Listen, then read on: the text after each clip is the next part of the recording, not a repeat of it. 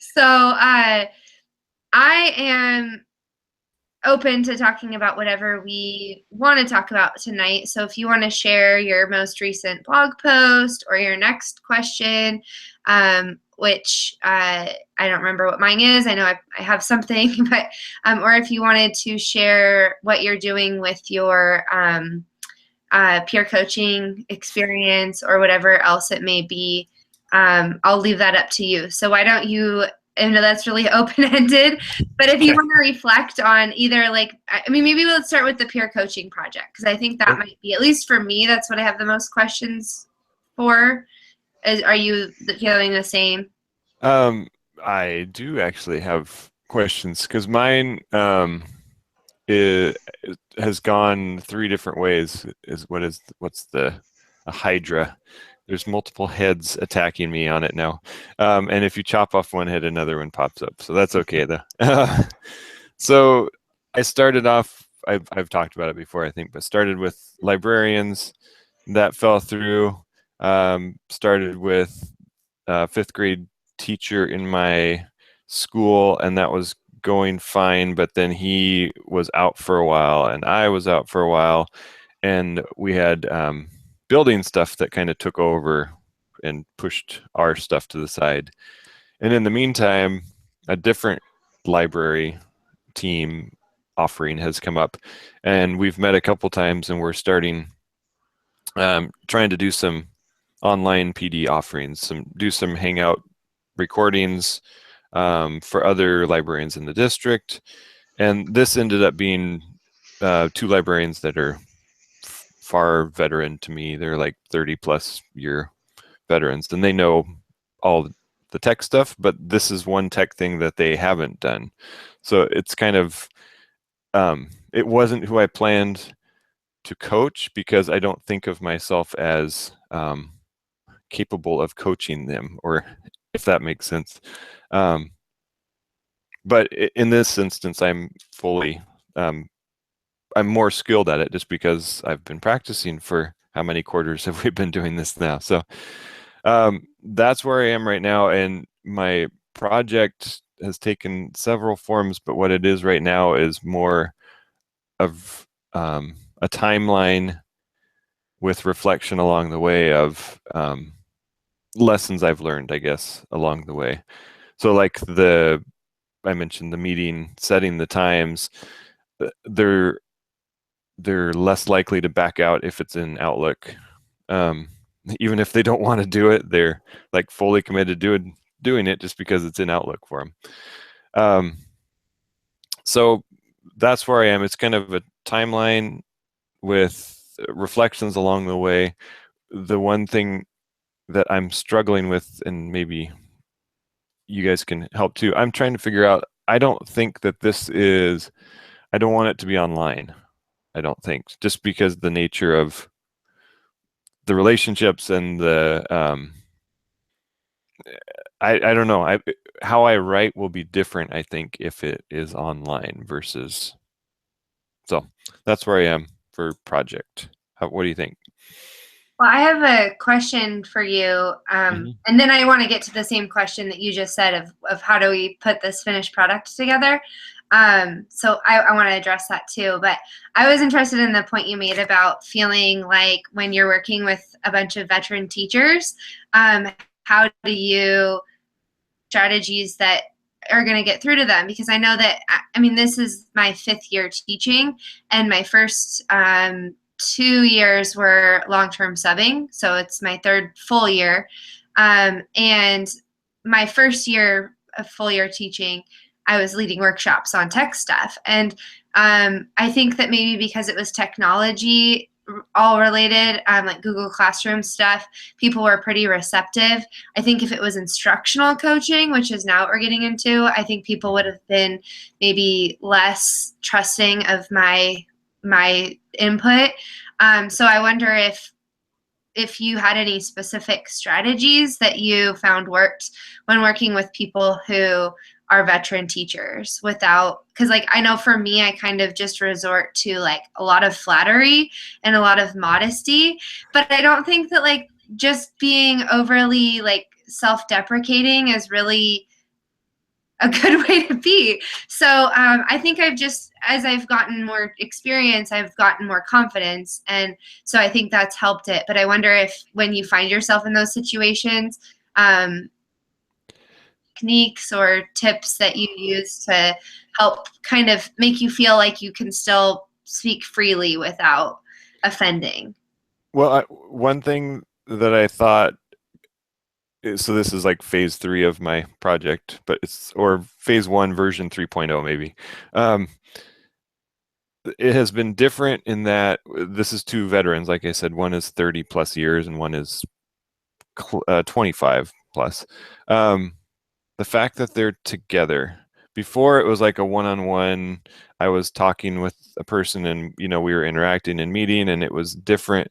With these two, having them as a group together makes the processing time, wait time more comfortable, to where I can, rather than just being the expert and saying, okay, I'm going to show you how to do Google Hangouts and this is what we need to do. It was more of, what do we want to do, and then let the conversation happen. I think if it was 2 more rookie teachers, that could get off track really fast. But the fact that they know their stuff, there's that structure is already in place of the pedagogy. Like, I don't have to worry about that part of it. The conversations they have are deeper and richer. If it was just one of them, I think they would be more just waiting for me to give them the answer. So I don't know if that's an option as far as with your team, but I've found that having the 2 of them at the same time has opened up conversation and made that the inquiry thing more natural, I guess. Yeah. Well, and like, I mean, to avoid stereotyping, like we know that there's some teachers that have been teaching for a long time that are very open to change, and new teachers that have great Yes. pedagogies, But I mean, no, I think that's a good point. And I was thinking on the reverse side of maybe knowing when you should split people up and work with them separately. Mm-hmm. Sometimes getting a group together that works well can just be like a dynamite team. And sometimes, like, I know that there's a few teachers in my school that work really well together, and they're like phenomenal teachers, but it's sometimes hard to break into that. And as I've gotten more experiences working with them not in the same group, it seems to be easier to approach certain conversations. So no, I think that's a good point of kind of like, you obviously have to know your learners, right? Yeah. Yeah. So I do want to talk about the finished product, because I'm having some of the same, and I'm not really sure, because it says for assignment 4 that we're just sharing evidence. So I'm assuming that means we're just putting like for me, I was going to put the 2 lessons that I have, like the initial lesson and then the improved lesson, as my evidence for that. And then I'm thinking that, I mean, for my final, I'm assuming assignment 5 is just a blog post about it. And so for that, I think I was honestly going to just use the same information and just kind of do a pretty brief. I mean, I think mine might just be short, because I agree, I don't want to put in some of the more personal things. Like, I felt confident talking about like some of the things that have been difficult in here. And I know that, I mean, I don't think many people besides you guys and my mom look at my blog, but it is permanent. My mom is very proud of it, by the way. But she sometimes shows it to other people, I think. So, there's that. But so I think for me, I'm just gonna, and like I said, the person I'm working with, I have a lot of respect for her, and she's a good friend. So I don't want to say anything that would come across anyway poorly. So I think I'm just going to keep it very like, this was the lesson before, these were the questions that we asked or focused on, and this is the finished product, and then just like a brief reflection. So I'm assuming my blog posts will probably be pretty brief. So what I'm wondering, and maybe this would help you, Justin, is like, would it be necessary to like write up a Google Doc explaining more of the like things I don't want online, or is that just kind of explaining the process in general terms enough for a blog post? Yeah, I think that's kind of what I was with the timeline and what am I trying to say? The paired reflection that kind of went with it. For me, that's going to be like I could post it, but I'm not going to. But like there will be more depth in that with a summary review, kind of, you know, it's 3 months of learning and condense that into, 1 page, but kind of hard to do. Well, Yeah. I've had the problem that you mentioned of like it continually getting postponed. And then the other issue, and this is something I'm like one of the things I wouldn't put probably on my blog post, but the other issue is that we collaborate together a lot. And one thing I like about her is we'll get tons of stuff done really quick. I mean, we'll just make great assignments fast. We're very like focused, but it's not peer coaching and it's not really collaborating so much as like it's just working together. Mm-hmm. And so we've met several times, but I don't want to talk about those because I've left not feeling like it was actual peer coaching. So I'd say that like there's been a few the actual peer coaching to me has happened in more like moments, like the moment when I went down to help her for the 4th year in a row do the same thing that I help her with 3 times a year.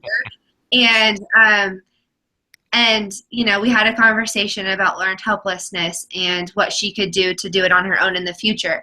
And that was like a 5-minute, unplanned, not official thing. So we're actually meeting again tomorrow, and I'm hoping that I've put more effort this time into making sure that I'm thinking about her as the learner and not about peer coaching. Because I think I've thought, well, if I do peer coaching, right, then it'll be good. And it's like, no, we have to think about our relationship and go from there. So anyways, I've had, that's been my issue. So, I mean, if you Yeah. have lots of stuff to go off of, that's great. Cause I'm literally going to have like the lesson we fix tomorrow.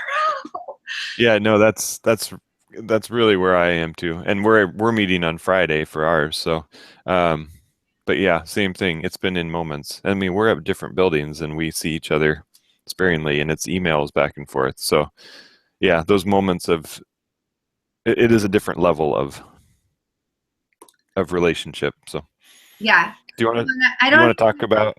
I don't even Oh, know go if I ahead. make like a anything new. I think I might just put the documents in the thing and call it good because I mean, there's no assignment overview. So Yeah. I'm going to treat it just like a normal blog post.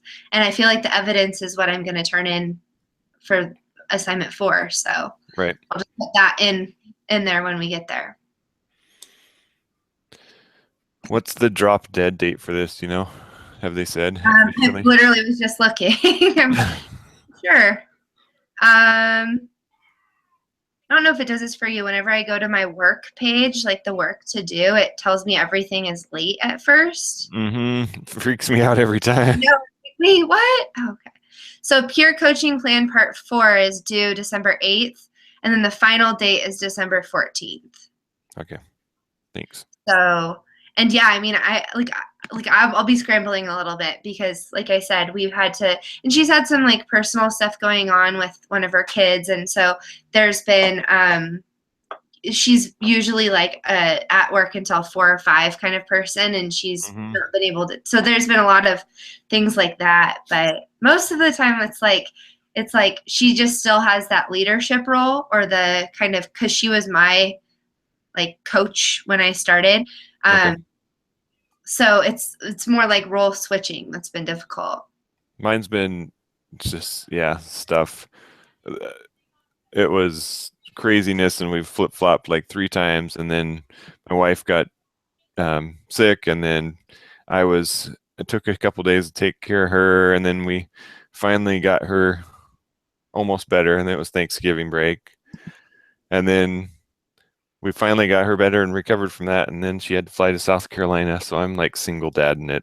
Oh, you have 3 kids, right? Yeah, they're all late for Christmas practice right now too. Okay. Well, Uh, we can quickly do the what? last one and then go. I have a massive headache, Oh so no. I'm happy to cut it short. Okay, I'll keep it short. So if you do The you know what your question is, or do you have any other questions? I haven't written it down, but I'm looking at, because it's sustainability, right? Keeping Mhm. it sustained. I'm looking at, are there practices like in business that could teach us more? Because there's not a lot, like you just keep running into Les's name on everything when you try to research peer coaching. Mhm. Um, or there's one other gal too. But I'm looking at, is there others lessons we can learn from business application um, using the same peer modeling? Um, and specifically, or not specifically, but servant leadership is coming up a lot as far as dovetailing with it. So that was my idea. Yeah. I know that there's well, sometimes I'm like, I don't want to tell you this now because I want to save it for the comment. But there's a I wrote about it a little bit in my blog, and I haven't commented on blogs yet. So, Uh, but I looked at other companies and what they did, and I looked at a packet for nurses that was really good, and it was like basically what I wanted to make. So I just kind of took stuff from it and rephrased it for teaching. I hope I credited it appropriately. But then the other was I kind of started looking at because Google is a really good example of a positive workplace, and a lot of that is like in like how to do incentives and like that kind of stuff. But I think so it's harder to find information on like coaching and that stuff. But I mean, Google and some of those companies are like known for how good of a workplace they are. mhm. So I mean, I wonder if that would be a good place to start. My question, and then I'll let you go, but my question is on how to do feedback and like reflect appropriately. And I picked that because I remember that David had commented on how you have to be careful with like feedback and reflecting. And so I kind of wanted to look like I didn't really know what he meant. I mean, I kind of do like in general, because I mean, for example, in another class that I'm taking, the professor asked for feedback in a forum where everyone can see it.